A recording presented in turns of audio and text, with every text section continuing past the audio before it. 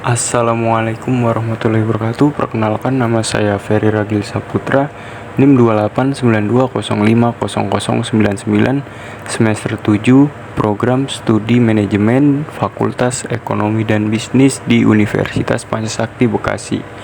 Dalam video ini saya akan membahas mengenai matkul pengantar ekonomi makro dengan dosen pengampu Bapak Hendra Permadi, STMM.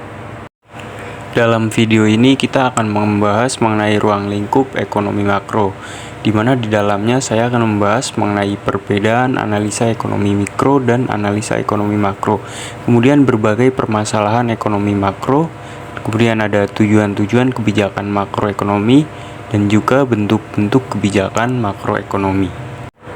Analisa ekonomi mikro dan makro. Ekonomi mikro dan makro adalah bagian daripada teori ekonomi, sedangkan yang dimaksud dengan ekonomi teori adalah ilmu yang menganalisa tentang kebutuhan antara variabel-variabel ekonomi. Variabel-variabel ekonomi yang dimaksud dapat bersifat mikro maupun makro. Guna memahami kedudukan dari analisa ekonomi mikro dan makro dalam ilmu ekonomi dapat dilihat dalam gambar di bawah ini.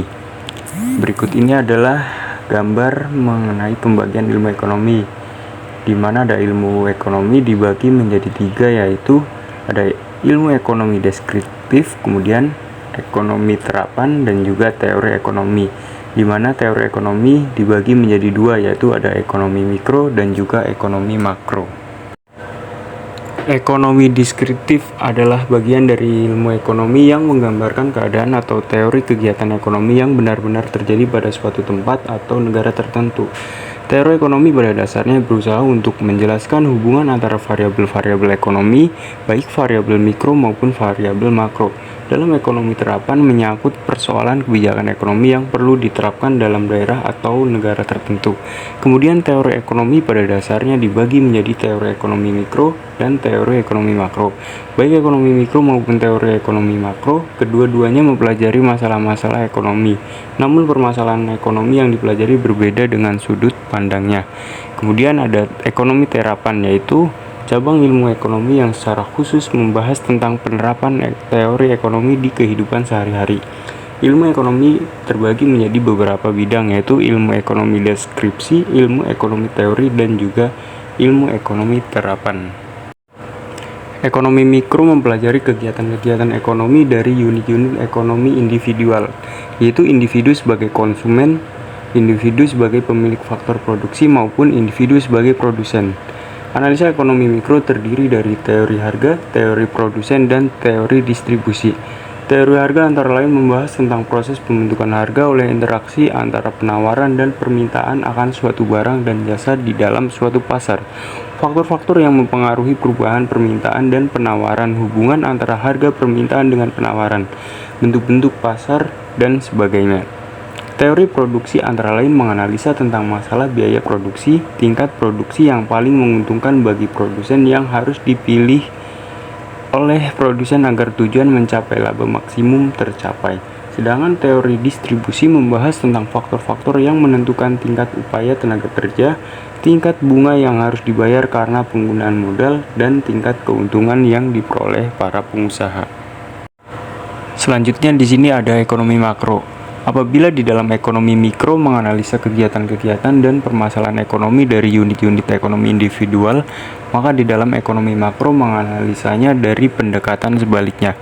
Artinya, yang dipelajari dalam ekonomi makro adalah variabel-variabel total seperti pendapatan nasional, konsumsi, tabungan masyarakat, investasi total, dan sebagainya. Ekonomi makro menganalisa keadaan seluruh agregat dari kegiatan perekonomian. Di dalam ekonomi makro tidak membahas kegiatan yang dilakukan oleh seorang produsen, seorang konsumen, atau seorang pemilik faktor produksi, tetapi pada keseluruhan tindakan para konsumen, para pengusaha, pemerintah, lembaga-lembaga keuangan, dan negara lain, serta bagaimana pengaruh tindakan-tindakan tersebut terhadap perekonomian secara keseluruhan. Teori ekonomi makro ini lahir ditandai dengan keluarnya sebuah buku yang berjudul The General Theory of Employment, Interest and Money pada tahun 1937 yang ditulis oleh J.M. Keynes, ahli ekonomi Universitas Cambridge, Inggris. Buku tersebut juga dipandang sebagai tonggak yang sangat penting dalam sejarah pemikiran ekonomi Barat. Dalam buku tersebut, Keynes menyajikan suatu teori yang menunjukkan bahwa penganggaran dapat terjadi dan bahkan untuk jangka yang tidak terbatas. Akhirnya banyak ahli ekonomi yang menerima pendapat Keynes, dan kelompok ini disebut Keynesian Economic, yang sampai sekarang diterima sebagai teori yang benar dan dipraktekkan di banyak negara. Kemudian permasalahan ekonomi makro. Pada dasarnya ilmu ekonomi dipelajari karena mempunyai kegunaan. Ilmu ekonomi berguna karena dapat memberikan petunjuk-petunjuk mengenai kebijakan apa yang bisa diambil untuk menanggulangi suatu permasalahan ekonomi tertentu. Ekonomi makro yang merupakan salah satu cabang ilmu ekonomi dapat membantu memecahkan permasalahan kebijakan ekonomi secara makro. Permasalahan kebijakan ekonomi makro mencakup masalah-masalah yang berkaitan dengan pengelolaan dan pengendalian perekonomian secara umum. Tugas pengendalian ekonomi makro adalah mengusahakan agar perekonomian bisa bekerja dan tumbuh secara seimbang, terhindar dari keadaan-keadaan yang dapat mengganggu keseimbangan umum tersebut. Ada 3 masalah ekonomi makro jangka pendek yang harus diatasi setiap saat. Ketiga masalah yang dimaksud adalah masalah inflasi, pengangguran, dan neraca pembayaran dan perdagangan. Masalah inflasi. Inflasi merupakan salah satu masalah ekonomi yang selalu dialami oleh hampir semua negara.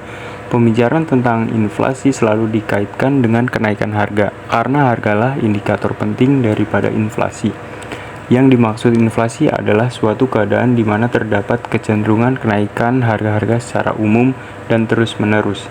Dengan demikian, kalau dalam masyarakat terjadi kenaikan satu atau beberapa barang dan bersifat sementara, maka kondisi semacam itu tidak dianggap sebagai inflasi. Oleh sebab itu, kondisi semacam itu tidak dianggap sebagai suatu masalah dan tidak diperlukan kebijakan khusus untuk mengatasinya. Walaupun inflasi tidak secara otomatis menurunkan standar hidup, namun inflasi tetap merupakan masalah karena 3 alasan. Yang pertama, inflasi dapat mengakibatkan redistribusi pendapatan di antara anggota masyarakat. Kemudian inflasi dapat menyebabkan penurunan efisiensi ekonomi. Kemudian inflasi dapat menyebabkan perubahan output dan kesempatan ke dalam masyarakat. Kemudian masalah pengangguran. Pengangguran ini terjadi karena jumlah tenaga kerja atau angka kerja melebihi tingkat kesempatan kerja yang tersedia. Di negara-negara yang sedang berkembang, tingkat pertumbuhan angkatan kerja cukup tinggi, sehingga tidak seimbang dengan kesempatan kerja yang ada. Kalau kenyataan tersebut terjadi, maka angka pengangguran cukup tinggi. Di negara kita, upayakan untuk menekan tingkat pengangguran dilakukan melalui pengendalian tingkat pertumbuhan penduduk. Program keluarga berencana adalah salah satu alternatif untuk menekankan laju pertumbuhan penduduk. Hal ini disebabkan pembangunan ekonomi tidak mempunyai arti kalau dibarengi dengan tingkat pertumbuhan penduduk yang terlalu tinggi. Faktor utama yang menimbulkan pengangguran adalah kekurangan pengeluaran agregat para pengusaha produksi barang dan jasa dengan maksud mencari keuntungan. Keuntungan tersebut hanya akan diperoleh apabila para pengusaha dapat menjual barang yang mereka produksikan. Kemudian semakin besar permintaan, semakin banyak barang dan jasa yang mereka wujudkan. Kemudian kenaikan produksi yang dilakukan akan menambah penggunaan tenaga kerja. Dengan demikian terdapat hubungan yang erat di antara tingkat pendapatan nasional yang dicapai dengan penggunaan tenaga kerja yang dilakukan. Semakin tinggi pendapatan nasional, maka semakin banyak penggunaan tenaga kerja dalam perekonomian. Kemudian faktor lain yang menimbulkan pengangguran adalah menganggur karena ingin mencari kerja lain. Kemudian pengusaha menggunakan peralatan modern dan ketidaksesuaian antara keterampilan pekerja yang sebenarnya dengan keterampilan yang diperlukan dalam industri yang ada. Salah satu faktor penting yang menentukan kemakmuran suatu masyarakat adalah tingkat pendapatannya. Pendapatan masyarakat mencapai maksimum apabila tingkat pendapatan penggunaan tenaga kerja penuh atau full employment dapat diwujudkan. Pengangguran dapat mengurangi pendapatan masyarakat, dan kondisi ini tentu dapat mengurangi tingkat kemakmuran masyarakat yang pernah dicapai. Kemudian di sini kita akan membahas mengenai masalah neraca perdagangan dan neraca pembayaran. 2 neraca penting dalam suatu neraca pembayaran adalah neraca perdagangan dan neraca keseluruhan. Neraca perdagangan menunjukkan perimbangan di antara ekspor dan impor, sedangkan neraca keseluruhan menunjukkan perimbangan di antara keseluruhan aliran pembayaran ke luar negeri dan keseluruhan aliran penerimaan dari luar negeri. Defisit neraca pembayaran berarti pembayaran ke luar negeri melebihi penerimaan dari luar negeri.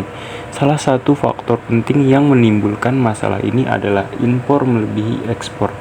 Pengaliran modal yang terlalu banyak ke luar negeri adalah faktor lain yang menimbulkan defisit tersebut. Defisit dalam neraca pembayaran menimbulkan beberapa efek buruk terhadap kegiatan dan kestabilan ekonomi negara.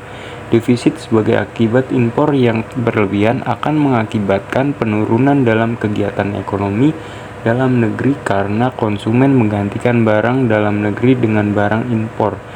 Harga valuta asing akan meningkat dan menyebabkan harga-harga barang impor bertambah mahal. Kegiatan ekonomi dalam negeri yang menurun mengurangi kegairahan pengusaha-pengusaha untuk melakukan penanaman modal dan membangun kegiatan usaha yang baru. Kemudian di sini ada tujuan-tujuan dari kebijakan ekonomi makro. Adapun yang pertama yaitu menstabilkan kegiatan ekonomi, yang kedua mencapai tingkat penggunaan tenaga kerja, yang ketiga menghindari masalah inflasi, kemudian menciptakan pertumbuhan ekonomi yang teguh, dan juga untuk mewujudkan kekuatan neraca pembayaran dan kurs valuta asing. Kemudian di sini ada pembahasan yang terakhir yaitu mengenai bentuk-bentuk kebijakan makroekonomi. Kebijakan makroekonomi yang pertama ada kebijakan fiskal. Kebijakan fiskal meliputi langkah-langkah pemerintah membuat perubahan dalam bidang perpajakan dan pengeluaran pemerintah dengan maksud untuk mempengaruhi pengeluaran agregat dalam perekonomian. Kemudian yang kedua ada kebijakan moneter. Kebijakan moneter meliputi langkah-langkah pemerintah yang dilaksanakan oleh Bank Sentral. Di Indonesia, Bank Sentral adalah Bank Indonesia atau BI untuk mempengaruhi atau mengubah penawaran uang dalam perekonomian atau mengubah suku bunga dengan maksud untuk mempengaruhi pengeluaran agregat. Kemudian yang ketiga ada kebijakan segi penawaran. Salah satu kebijakan segi penawaran adalah kebijakan pendapatan atau income policy, yaitu langkah pemerintah yang bertujuan mengendalikan tuntutan kenaikan pendapatan pekerja. Demikian pembahasan mengenai ruang lingkup ekonomi makro yang dapat saya sampaikan, di mana tadi dalam video ini saya membahas mengenai perbedaan analisa ekonomi mikro dan analisa ekonomi makro, kemudian berbagai permasalahan ekonomi makro, tujuan-tujuan kebijakan makroekonomi, dan juga bentuk-bentuk kebijakan makroekonomi yang dapat saya sampaikan. Atas perhatiannya saya ucapkan banyak terima kasih. Jika masih banyak kekurangan dalam video ini, saya mohon maaf sebesar-besarnya. Atas perhatiannya terima kasih. Saya tutup. Wassalamualaikum warahmatullahi wabarakatuh.